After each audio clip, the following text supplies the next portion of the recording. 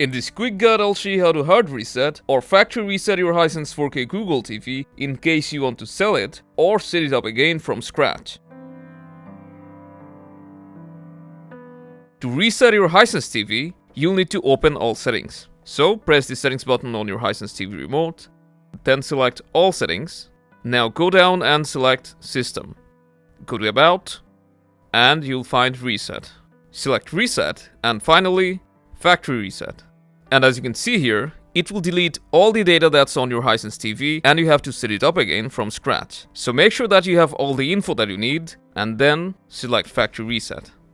You'll need to confirm one last time by selecting Erase Everything, and then your TV will restart. While it's resetting, don't unplug your TV until it boots up once again.